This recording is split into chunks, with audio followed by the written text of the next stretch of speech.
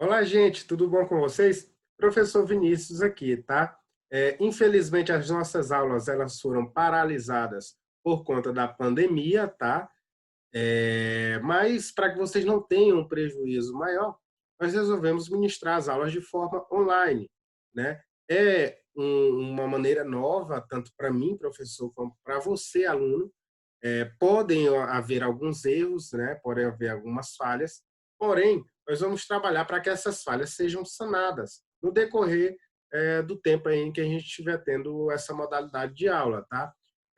Como a gente já está um pouco distante, já tem algum tempo que a gente teve a paralisação das aulas, eu resolvi fazer uma revisão do que a gente viu até aqui, para que aí sim a gente possa continuar com conteúdos novos, tá? Eu preparei um slide aqui para vocês, tá? Território brasileiro, certo?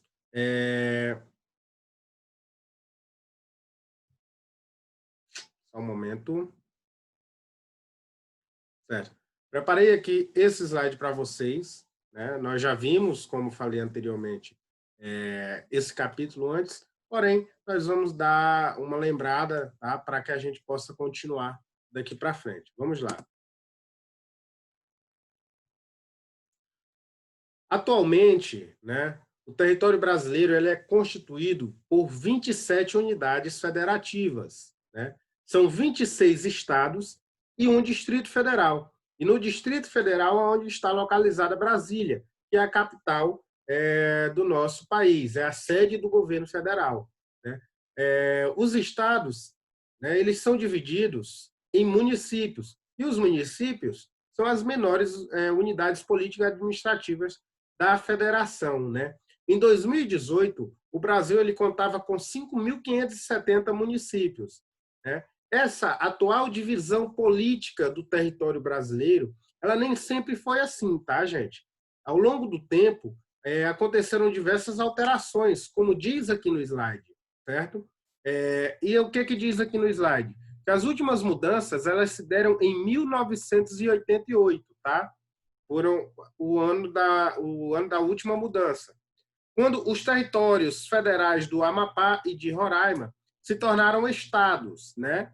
Fernando de Noronha deixou de ser território federal para se tornar um município do Pernambuco e o estado de Goiás foi dividido para a criação do Tocantins. A divisão política do território brasileiro, portanto, não está estática. Ela poderá sofrer outras mudanças no futuro, né? Inclusive, há propostas na Câmara de Deputados para criar unidade da federação e rever os limites atuais das que já existem. Vamos para o próximo slide, tá? Entre as propostas, por exemplo, está a divisão do estado do Pará em 3 unidades federativas, né? Seria, então, mantido o nome Pará, Tapajós e Carajás, né? Essa proposta ela foi rejeitada em plebiscito pela população paraense no ano de 2011, né? Outra proposta prevê a divisão do Mato Grosso em Araguaia e Mato Grosso e Mato Grosso do Oeste, tá? Também em 3 unidades federativas. Em geral, as pessoas que propõem a criação das novas unidades da federação argumentam que isso atraía mais investimentos do governo federal, assim melhorando a economia e as condições de vida da população, né? Por outro lado, os críticos a essas propostas, né, eles alegam que as novas unidades federativas elas acarretariam mais gastos ao país, né? Em razão da necessidade de novos cargos políticos e da liberação de verbas públicas, né? Esses defendem que há outras soluções para problemas existentes nas unidades da federação atual. Tá? Divisões regionais. Para estudar mais detalhadamente as características de um território, podemos dividi-lo em região, correspondente a um conjunto de áreas, ou seja, o que é região é correspondente a um conjunto de áreas de um território que apresentam características semelhantes, que as identificam, as diferenciam de outras áreas, né? A divisão de um território em região é chamada regionalização. É possível regionalizar o espaço geográfico utilizando diversos critérios, né? Como o tipo de clima, a renda da população, idiomas falados no determinado local, entre outros, né? A escolha do critério ela depende do assunto que se pretende estudar ou observar naquela região, né?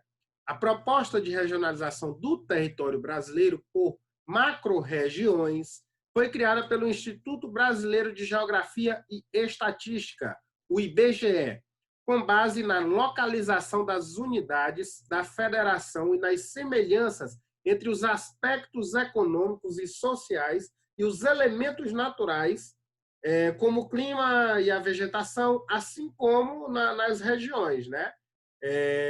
Em vigor desde os anos 1070, a divisão ela é utilizada, como referência por governos, órgãos de pesquisa e ensino, imprensa e outros. Ou seja, ela está em vigor desde o ano de 1970, né?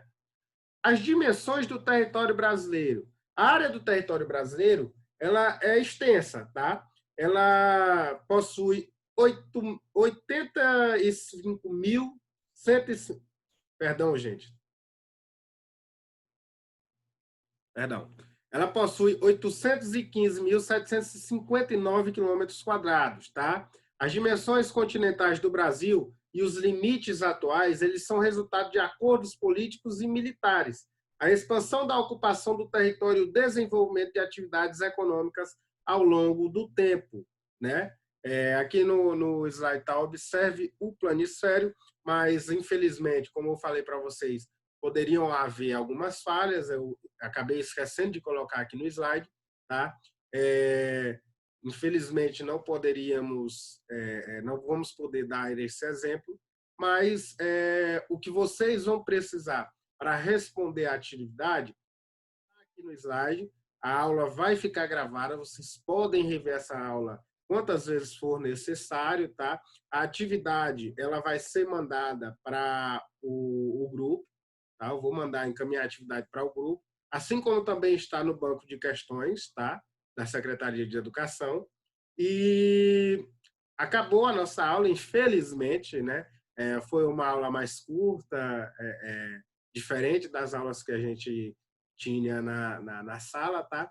Eu vou estar no grupo aberto às dúvidas de vocês, né? Vocês tragam no grupo as dúvidas de vocês, que a gente vai sanar todas elas, para que fique mais fácil para que vocês absorvam o conteúdo e respondam os questionários, tá bom?